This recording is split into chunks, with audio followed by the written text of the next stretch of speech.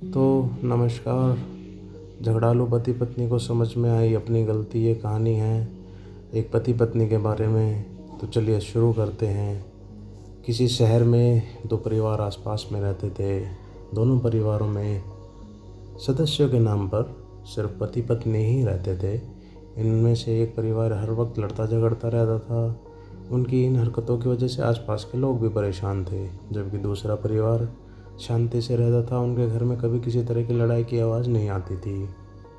एक दिन झगड़ालू परिवार की पत्नी ने अपने पति से कहा, अपने पड़ोस में भी पति पत्नी रहते हैं, वे कितने शांत हैं, उनके घर से कभी किसी तरह के विवाद की आवाज़ नहीं आती।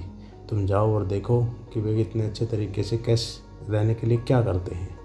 पति चुपचाप गया और चुप कर देखने लगा। उसने देखा कि पत्नी हॉल में फर्श पर पोछा लगा रही थी। तभी किचन से कुछ आवाज़ आई और वो किचन में चली गई। तभी पति अपने कमरे से निकलकर बाहर आया तो उसकी ठोकर लगकर हॉल में पानी से भरी बाल्टी का सारा पानी फर्श पर गिर गया और फैल गया। आवाज़ सुनकर पत्नी किचन से आई तो देखा कि पूरे फर्श पर पानी ही पानी है।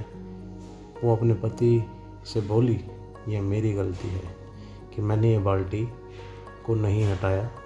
पति ने जवाब दिया, नहीं, ये मेरी गलती है क्योंकि मैंने ध्यान से नहीं देखा और गलती से मेरा पैर बाल्टी को लग गया और बाल्टी गिर गई। दोनों पति पत्नी ने अपनी अपनी गलती मान ली और आपस में फिर अपना काम करने चले गए।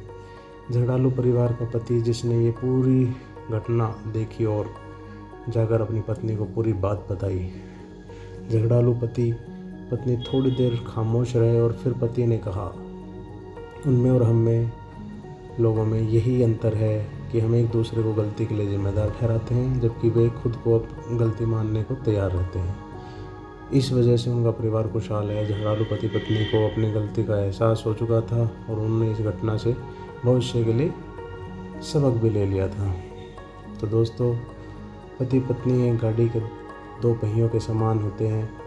एक में भी यदि कोई समस्या है तो गाड़ी ठीक से नहीं चल पाती। गृहस्थी की गाड़ी आपस सामंजस्य पर टिकी होती है। इसमें अगर ज़रा सी भी ईगो यानी अहंकार आ जाए तो फिर इसे चलाना बहुत कठिन हो जाता है। तो दोस्तों, कैसी लगी ये कहानी आप प्लीज़ कमेंट में बताएं। और पति पत्नी एक ही गाड़ी के दो पहिए हैं जिन्हें मिलजुल कर रहना चाहिए। कभी भी अपनी ईगो को सामने नहीं लाना चाहिए। तो दोस्तों, इसी लाइन के साथ अब आपसे विदा लेते हैं और मिलते हैं आपसे नेक्स्ट वीडियो में। तो दोस्तों, प्लीज़ चैनल को लाइक शेयर सब्सक्राइब ज़रूर